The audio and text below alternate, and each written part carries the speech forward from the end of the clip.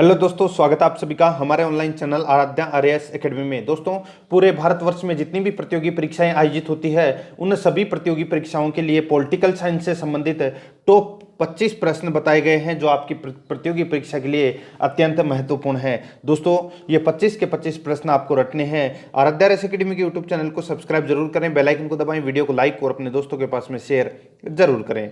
तो चलिए दोस्तों, शुरू करते हैं आज का अपना इसमें पहला प्रश्न। देखिए, 25 के 25 प्रश्नों का टेस्ट देना है, कम से कम आपके 15 प्रश्न तो सही होने ही चाहिए।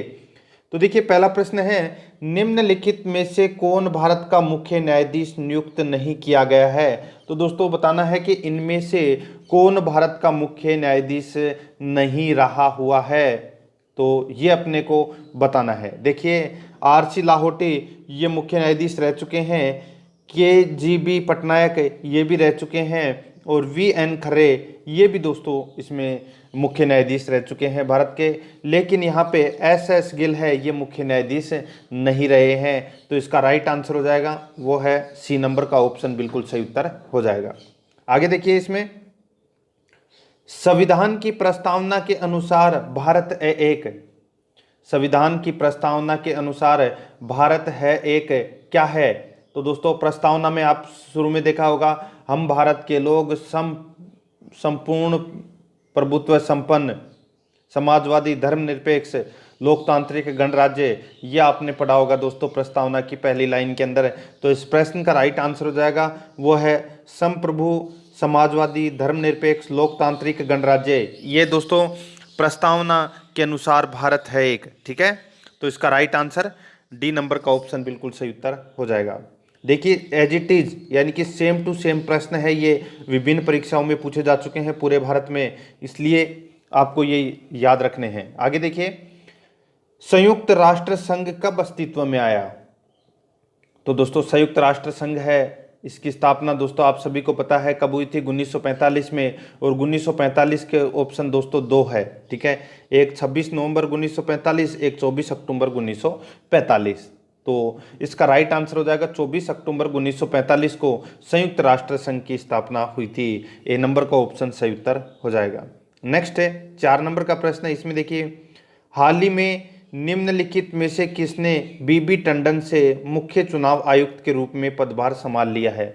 हाल ही में निम्नलिखित में से किसने BB टंडन से मुख्य चुनाव आयुक्त के रूप में पदभार संभाल लिया है।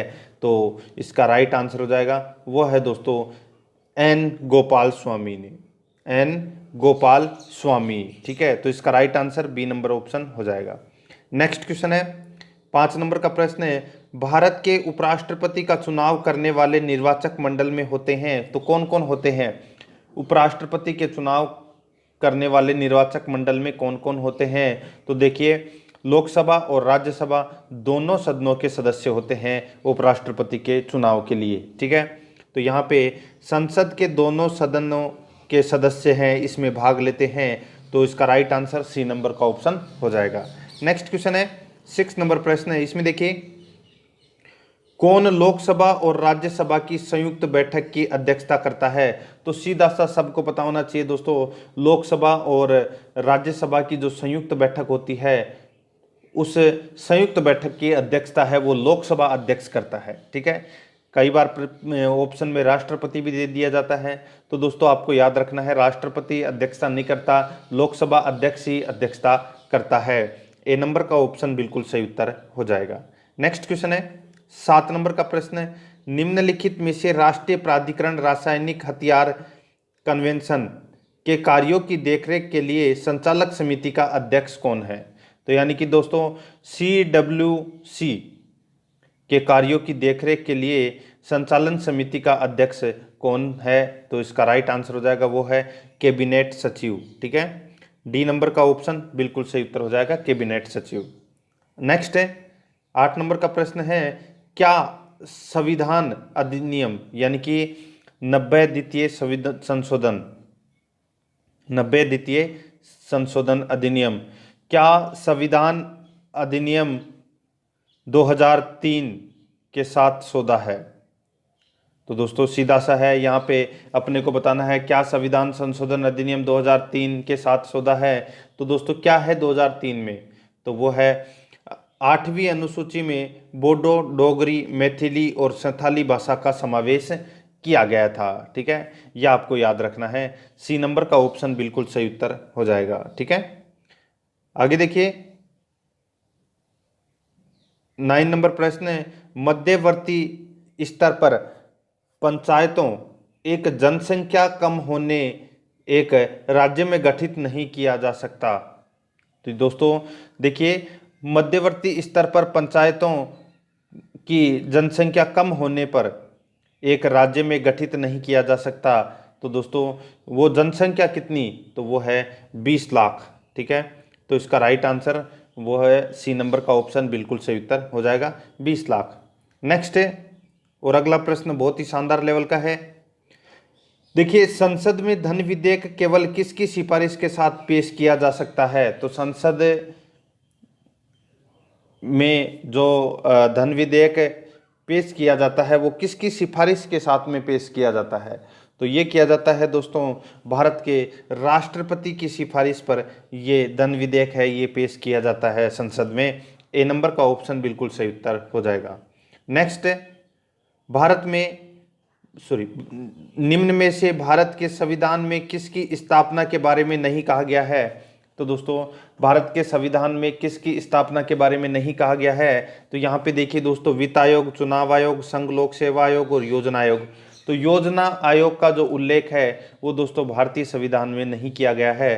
तो इस प्रश्न का राइट आंसर हो जाएगा ए नंबर का जो ऑप्शन है वो बिल्कुल सही उत्तर हो जाएगा। नेक्स्ट क्वेश्चन है, आगे देखिए 12 नंबर का प्रश्न है, निम्नलिखित युग्मों में से कौन सही नहीं है? निम्नलिखित युग्मों में से कौन सही नहीं है? तो यहाँ पे देखिए दोस्तों, वो है भारत के साइमन कमीशन का विभाजन, भारत के साइमन कमीशन विभाजन। तो दोस्तों ये इसमें गलत दे रखा है, बाकी 3 इसमें सही दे रखे हैं। मार्ले मिंटो के सुधार, सांप्रदायिक प्रतिनिधित्व है, भारत सरकार का अधिनियम 1935, प्रांतीय स्वायत्तता, संविधान सभा कैबिनेट मिशन संविधान। तो ये बाकी के 3 इसमें सही है। तो इसमें सी नंबर का ऑप्शन बिल्कुल सही उत्तर हो जाएगा। आगे देखिए 13 नंबर का प्रश्न है, एक स्वतंत्र न्यायपालिका है, एक स्वतंत्र न्यायपालिका है।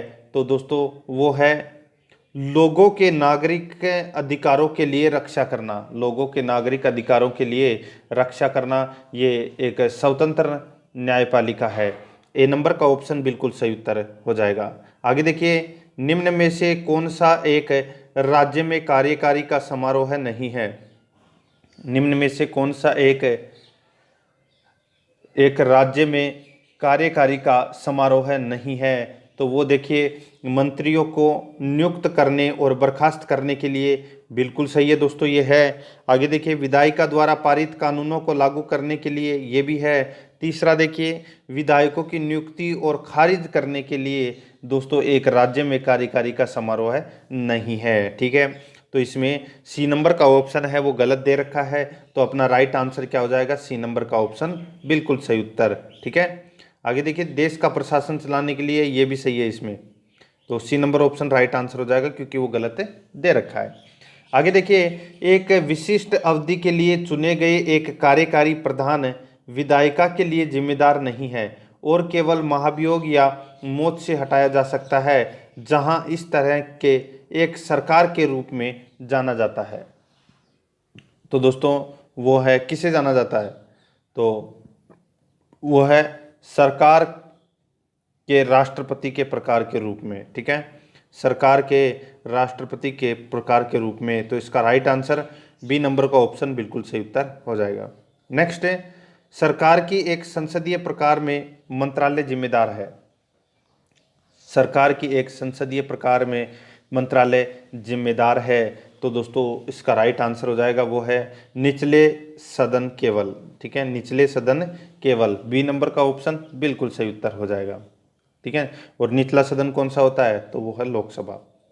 आगे देखिए, इसमें 17 नंबर का प्रश्न है, अवशिष्ट शक्तियां कर रहे हैं जो उन शक्तियों का मतलब क्या है? अवशिष्ट शक्तियां कर रहे हैं जो उन शक्तियों का मतलब है वो क्या है? तो देखिए उनका मतलब है एक महासंघ में केंद्र और यूनिट राज्यों के बीच शक्तियों के विभाजन के बाद खुद के लिए केंद्र या राज्य द्वारा बनाए रखा। ठीक है, तो ये इसका राइट आंसर हो जाएगा। ये अवशिष्ट शक्तियां हैं, तो डी नंबर का ऑप्शन बिल्कुल सही उत्तर हो जाएगा। नेक्स्ट है, आगे देखिए 18 नंबर का प्रश्न है, लोकतंत्र लोगों द्वारा और लोगों के लिए लोगों की एक सरकार है, यह कथन है। लोकतंत्र लोगों द्वारा और लोगों के लिए लोगों की एक सरकार है, यह कथन है। तो दोस्तों यह कथन है, ये किसका है? तो ये अब्राहम लिंकन का है। किसका है? अब्राहम लिंकन का है ये। तो इसका राइट आंसर डी नंबर का ऑप्शन बिल्कुल सही उत्तर हो जाएगा। नेक्स्ट है 19 नंबर प्रश्न है, इसमें देखिए सरकार की एकात्मक प्रकार में वहाँ है।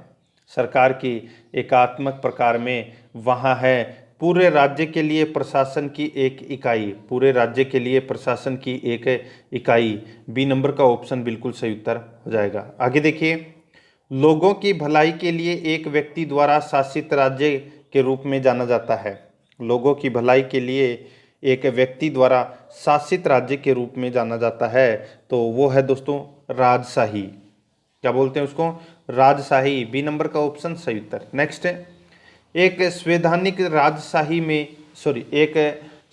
राजशाही के एक राज्य है जहां एक राजा का मतलब क्या होता है? जहां पर एक राजा का मतलब होता है वो है संविधान के अनुसार कार्य करने के लिए। ठीक है, तो इसमें बी नंबर ऑप्शन सही उत्तर हो जाएगा। आगे देखिए, सभी लोगों की भलाई के लिए कुछ व्यक्तियों द्वारा शासित एक राज्य को किस रूप में जाना जाता है?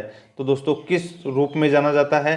तो वो है अभिजात वर्ग के रूप में जाना जाता है। ए नंबर का ऑप्शन बिल्कुल सही उत्तर हो जाएगा। 23 नंबर प्रश्न है, निम्नलिखित में से कौन सा अर्थ संप्रभुता की स्थिति के बारे में सही है? निम्नलिखित में से कौन सा अर्थ संप्रभुता की स्थिति के बारे में सही है? तो वो कौन सा है? तो वो है दोस्तों, देखिए, दोनों आंतरिक और बाहरी क्षेत्रों में राज्य की असीमित और परम अधिकार। ठीक है, तो इसमें सी नंबर का ऑप्शन बिल्कुल सही उत्तर हो जाएगा। नेक्स्ट है, आगे देखिए, एक समाजवादी देश में सरकार उत्पादन और वितरण के साधनों पर नियंत्रण रखे। उत्पादन और वितरण के साधनों पर नियंत्रण रखे, ए नंबर का ऑप्शन बिल्कुल सही उत्तर हो जाएगा।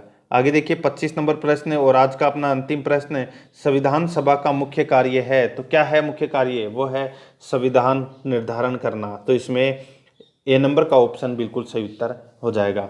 ये मैंने आज आपको टॉप 25 प्रश्न करवा दिए हैं संविधान के। तो दोस्तों अगर पूरे प्रश्न देख लिए हैं तो इन प्रश्नों के बारे में थोड़ा सोचिए कि आपके कौन कौन से प्रश्न इसमें गलत हुए हैं और उनको सही कीजिए। आराध्या आर एस अकेडमी के यूट्यूब चैनल को सब्सक्राइब जरूर करें, बेल आइकन को दबाएं, वीडियो को लाइक और अपने दोस्तों के पास में शेयर जरूर करें। मिलते हैं दोस्तों नेक्स्ट वीडियो में। जय हिंद, जय भारत।